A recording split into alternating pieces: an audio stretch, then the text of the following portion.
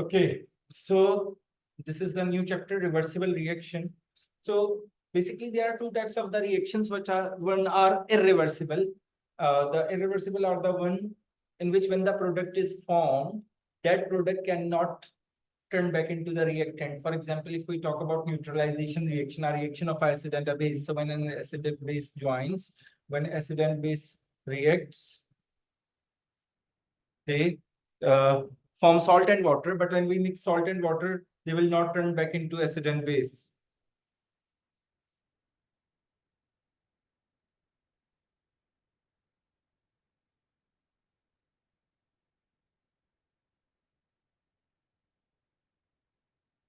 Okay. So in the same way, when we do the combustion of a methane or any hydrocarbon, it will turn into carbon dioxide and water. And when we mix carbon dioxide and water, we don't get the, you know, uh, acid back oxygen and side. Just give me a minute.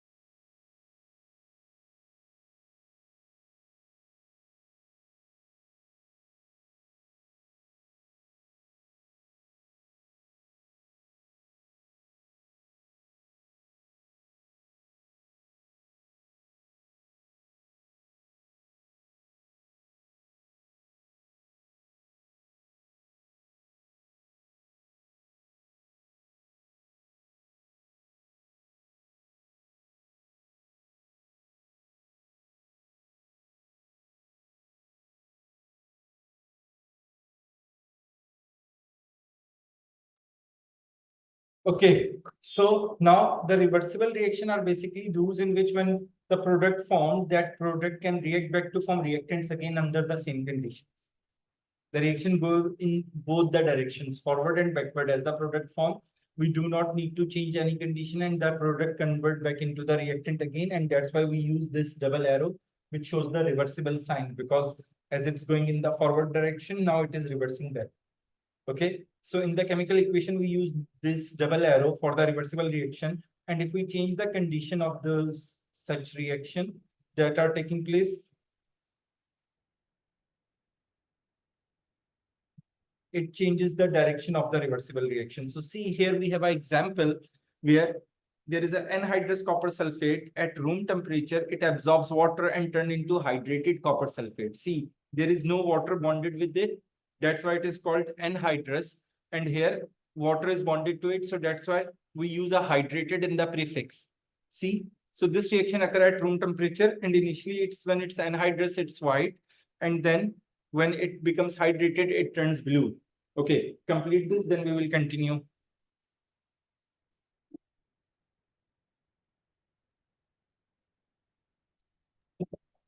Sir ये reversible reaction की example है Yes. Sir मैं कह रहा हूँ ये reversible reaction की example है Yes. Hydrate copper Yes. Yes.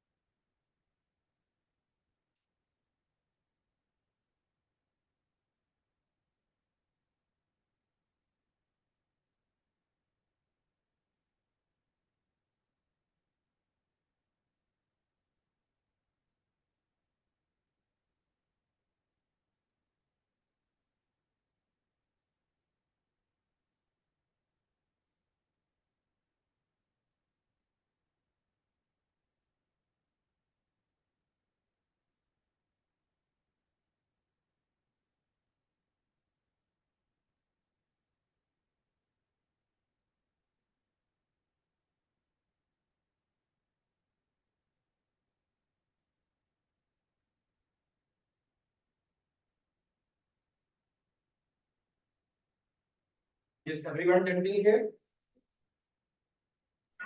Done, sir. थोड़ा सा बचा है Sorry? थोड़ा सा बचा है sir Okay. Now, what we did, we took the hydrated copper to sulfate, which was the product over here, and we heat it. So on heating, the water escaped and it turns into anhydrous copper sulfate, which was the reactant in the first equation. So see, this reaction is turned back on room temperature. The forward reaction is taking place and anhydrous is turning into hydrated copper to sulfate, and on heating, hydrated copper sulfate is turning back into anhydrous copper to sulfate. Is this understandable?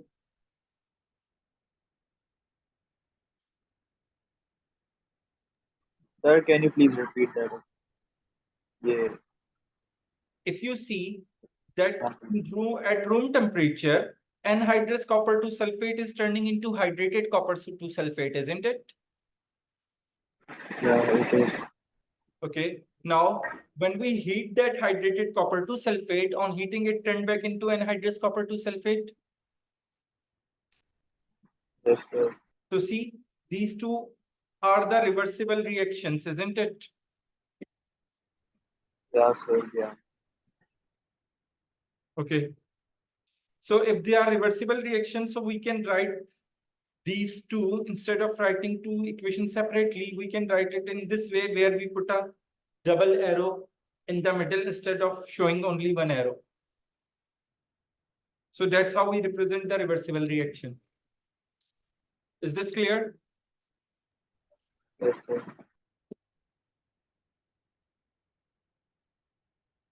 Sir Yes. is H2O in example 1 solid Sorry. is H2O in example 1 solid No, that H2O is liquid. And when it is joins with this, then the crystals are solid. okay sir लेकिन हम gaseous state में पाएंगे Sorry. Hydrated copper sulphate को जब हम heat करेंगे तो Yeah, because the H2O temperature is different. That's why we are getting it a gas. If the temperatures will be the same, then we will get it as a liquid. Okay, sir.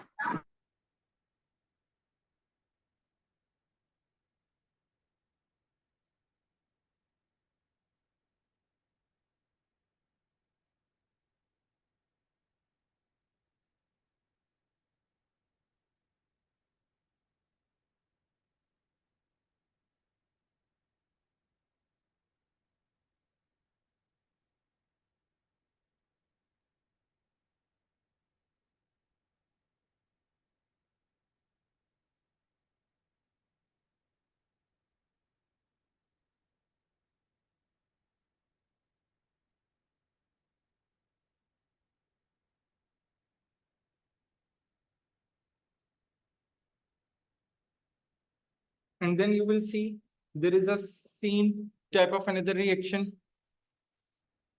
Walaikum assalam. Mil gayi jagah. So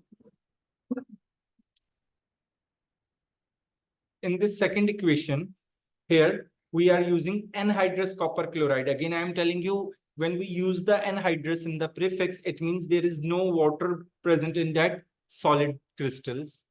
And when it absorbs water, it will turn into hydrated cobalt 2 chloride. So hydrated is the prefix used for those crystals which contains water in them. And anhydrous is used for those crystals who doesn't have water in them. Is this understandable? So see, this is also a reversible reaction because we are using the double arrow. So it means that these reactants are turned back as they are turning into the product, that same product turned back into the reactants again. Okay. So if you see on absorbing water, whether it is this reaction or this one, they changing the color. When there is no water with it, it's white. And when the water is absorbed, it turns blue. In the same way, when you see there is no water in it, in the crystals, it's blue. And when it absorbs water, it turns pink. So these two anhydrous salts are used to identify or are used to test the presence of water. So if I add, for example, anhydrous copper 2 sulfate in something and it's white, and if it turns blue from white, then it indicates that there is a water over there. In the same way, when we use anhydrous cobalt 2 chloride, which is pink initially, and which is blue initially, and it turns pink color when adding in something. So the change in color from blue to pink indicates us that there is a water over there. Is this clear? Okay. Yes, sir. If you see over here, this reaction, the forward reaction is taking place at under what conditions? Room temperature. And Room temperature. heating, the backward reaction of this taking place. See, this is the backward reaction of this one. We took these as a reactant, and on heating, it turns into these two. Is this clear? So what if we do, if we use a closed system instead of an open system? Closed system means we airtight it and none of the reactant or product can escape from the container. Then both the reactions, the forward and the backward reaction, start occurring simultaneously at the same time. Is this clear? Okay, so complete this, then we will discuss further. ये start का आप लोग screenshot ले लें.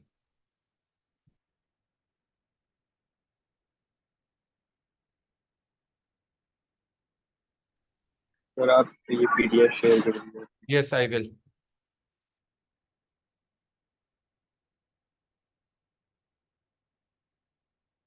Yes.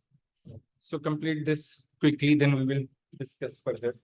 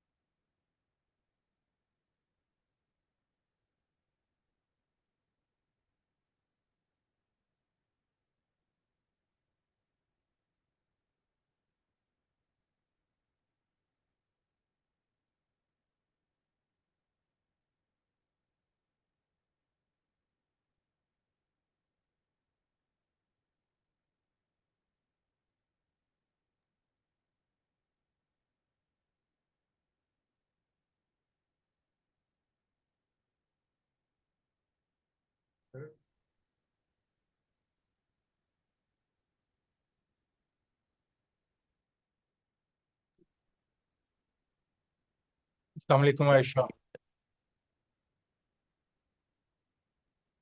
Sir, can you explain the last line under a closed system, both the forward and backward reaction occur simultaneously? Okay, look at the second equation, which is actually shown on the screen.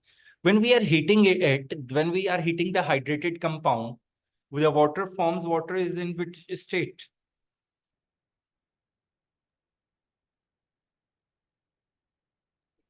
Yes. Solid.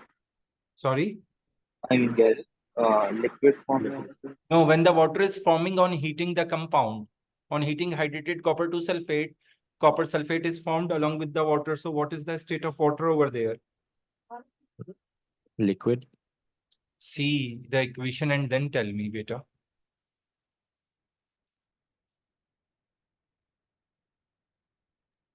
Or solid. Water is water solid. See over here, I am talking about this equation. I am heating the solid. I am getting this solid and water is formed as a gas, right? Is this understandable?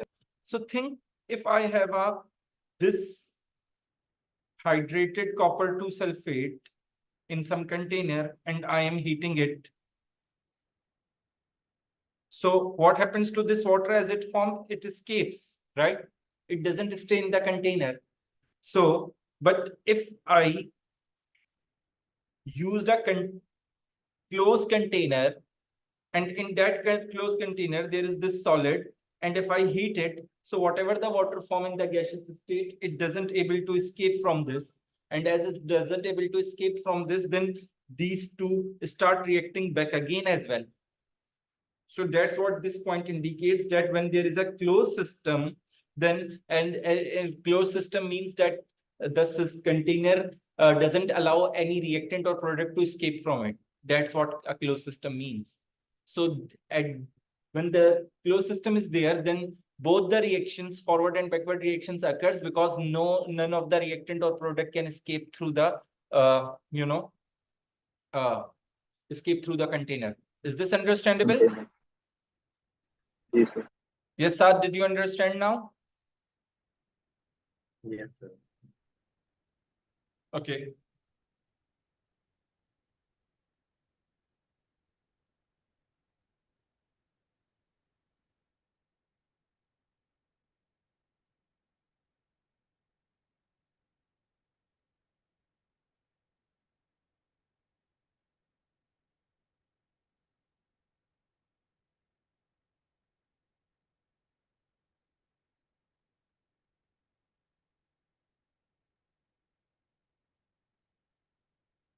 Are you guys done? Okay. So, okay, now tell me, think.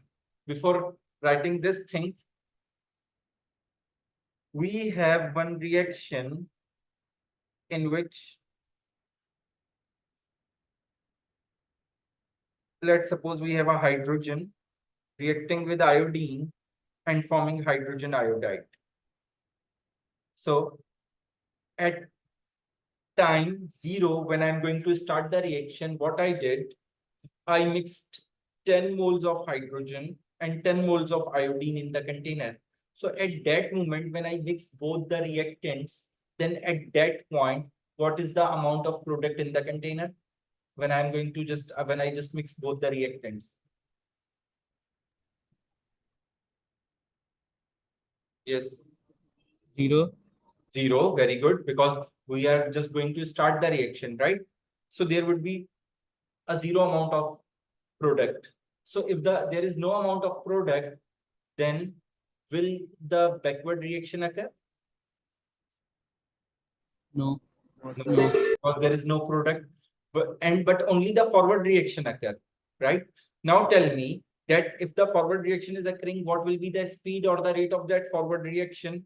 Will it be fast or slow?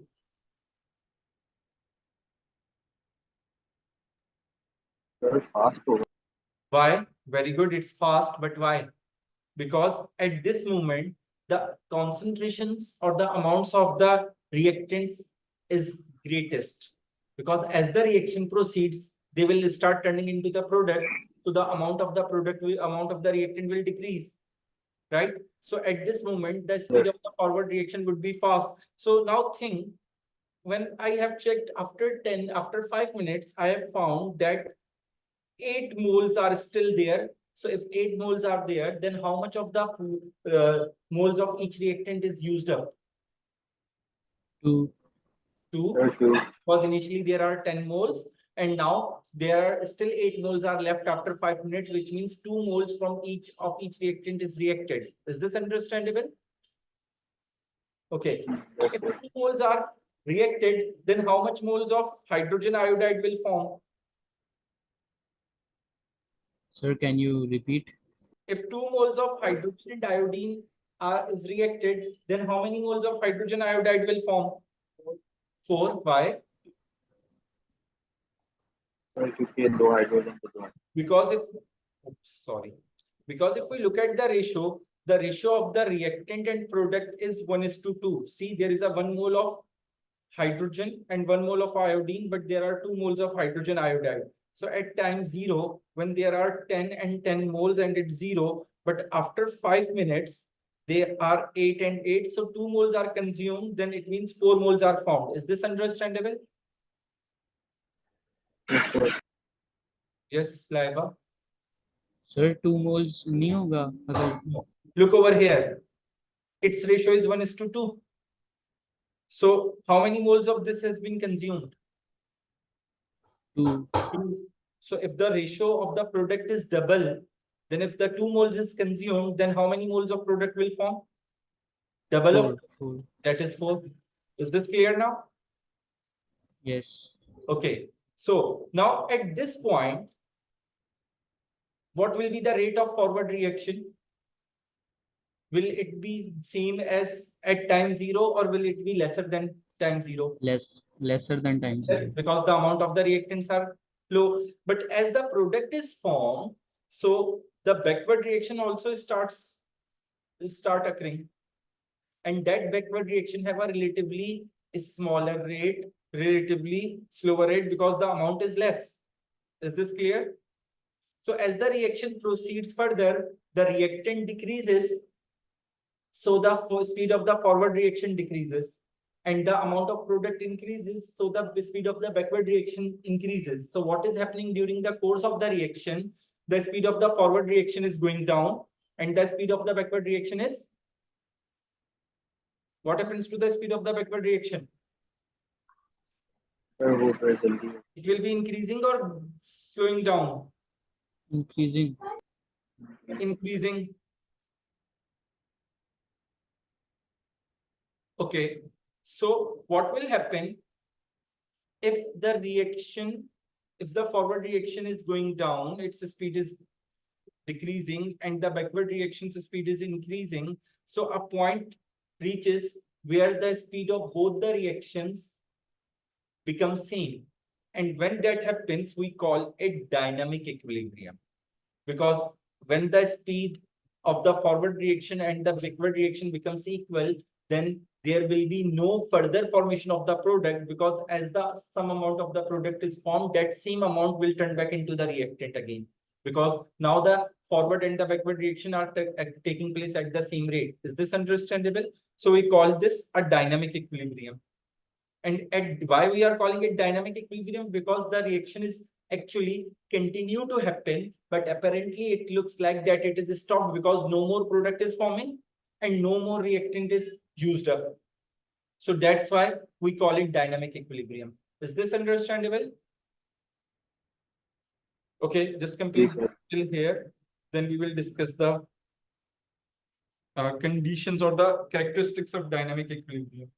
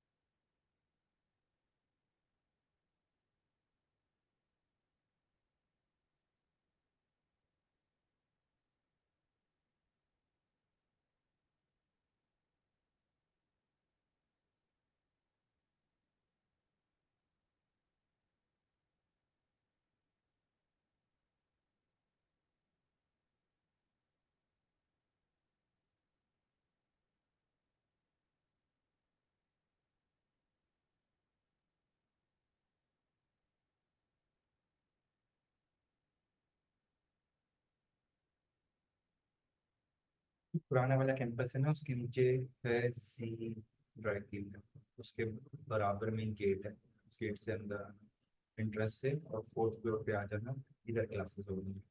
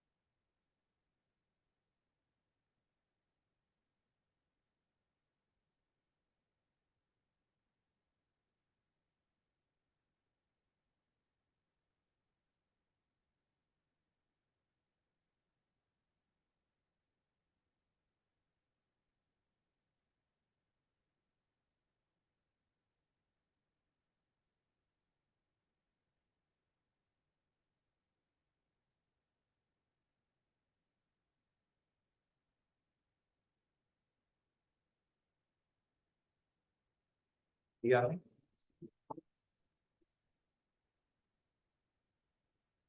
So these are the key characteristics of the equilibrium, that the speed of forward and backward reaction becomes equal. The concentrations of the reactant and product become constant. And remember, become constant doesn't mean same. Okay, the reactants and products concentration does not same, they get constant. It means there will be no change in their amounts. And equilibrium is always established when the system is closed. And equilibrium can be achieved from either direction. It doesn't mean that every time we need a reactants to start the reaction, from the products as well, the reaction can be started.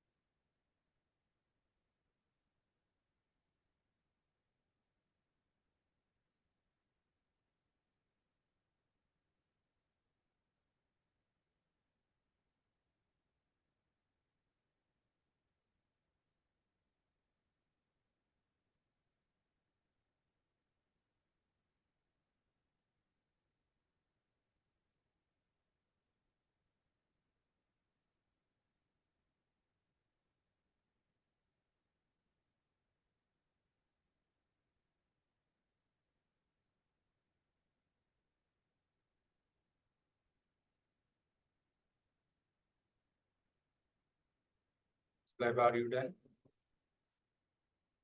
Yes, sir.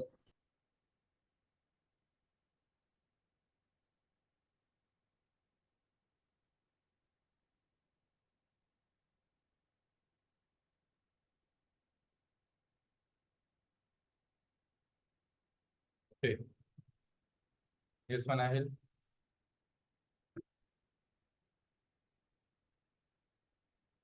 Okay.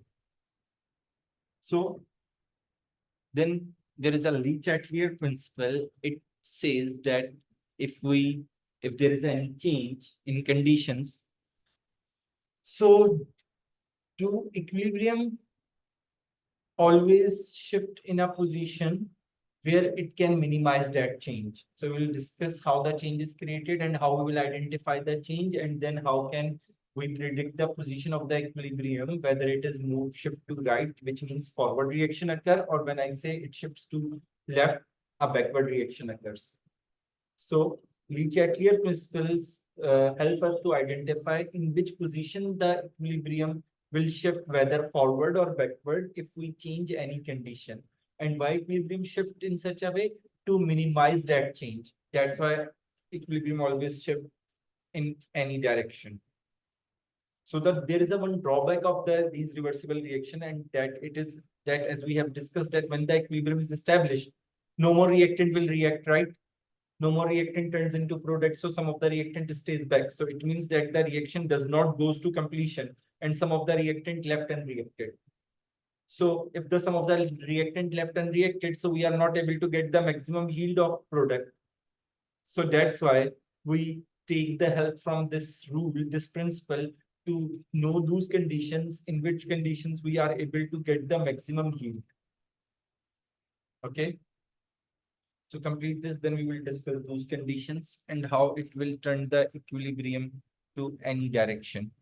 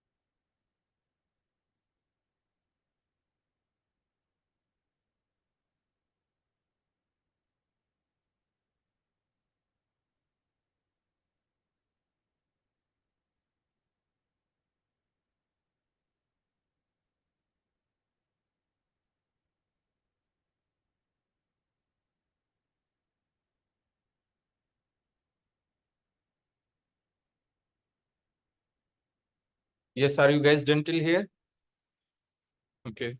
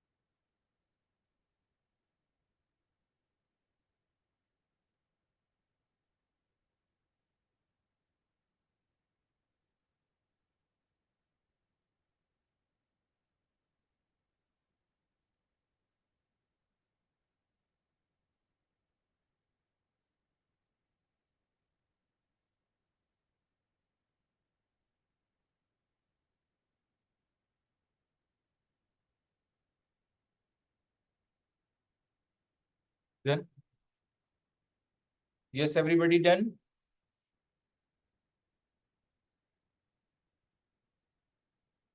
Yes, Yes, sir, done. okay. Yes, you both. How much is left? Do it quickly.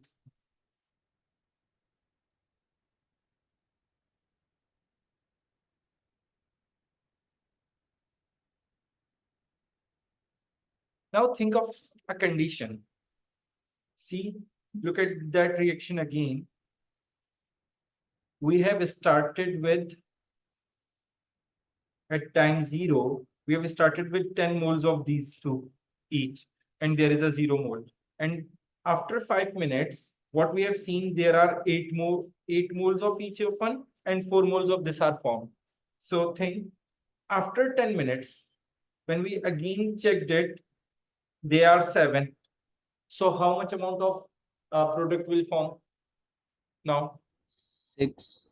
6, right? As 3 is consumed from each reactant, then 6 moles of HI will be formed. Now, after 20 minutes, when we have seen again, they are 7, 7, and it's 60. So what it indicates? That here, the equilibrium is actually established. The equilibrium is established. That's why there is no more change in the product and no more change in the reactant. Is this clear? Now, see, so it means that at equilibrium, we have a ratio of the reactant and product is 7:6. Is this understandable?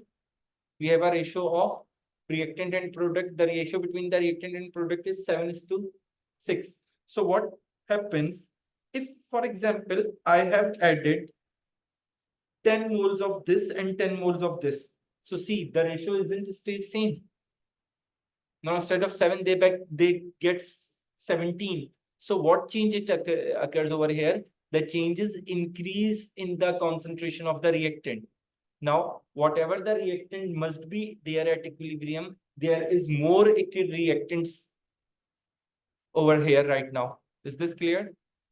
So according to the Le Chatelier principle, that equilibrium shifts in a position to minimize the change. So how can this change is minimized? By lowering the reactants.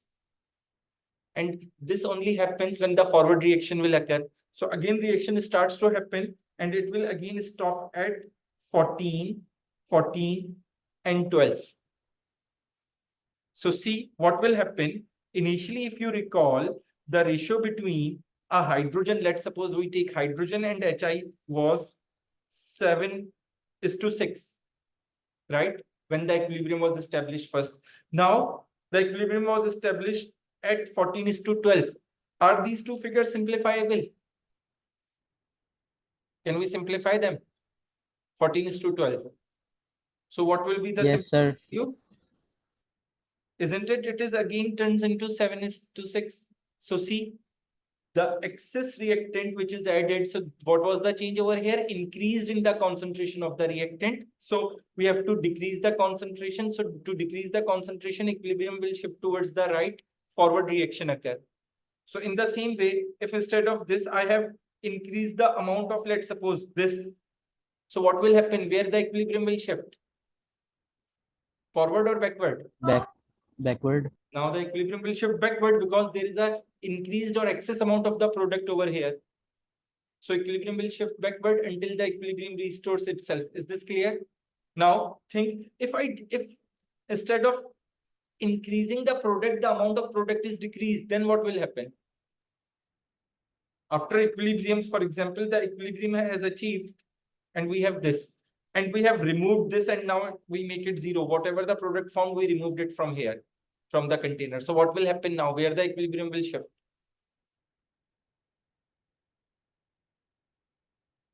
Forward.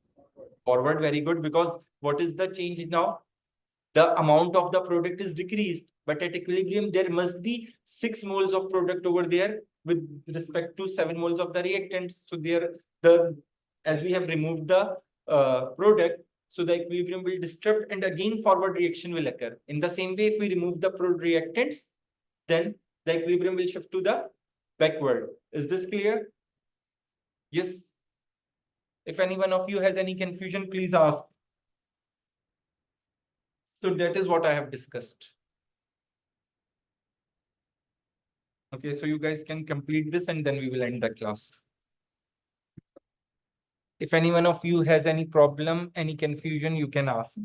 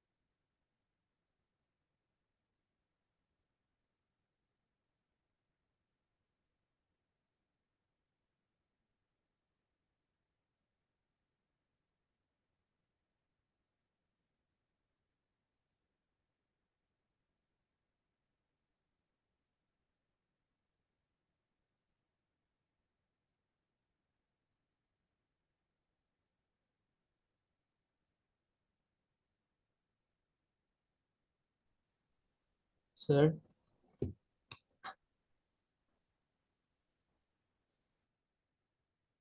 Yes.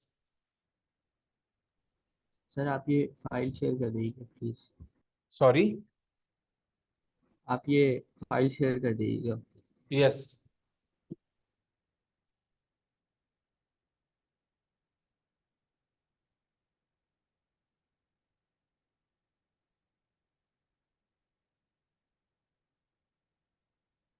So remember, when we increase the concentration of the reactants, forward reaction will occur.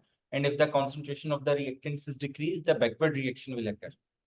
And if we increase the concentration of the product, backward reaction will occur. And if we decrease the concentration of the product, forward reaction will occur.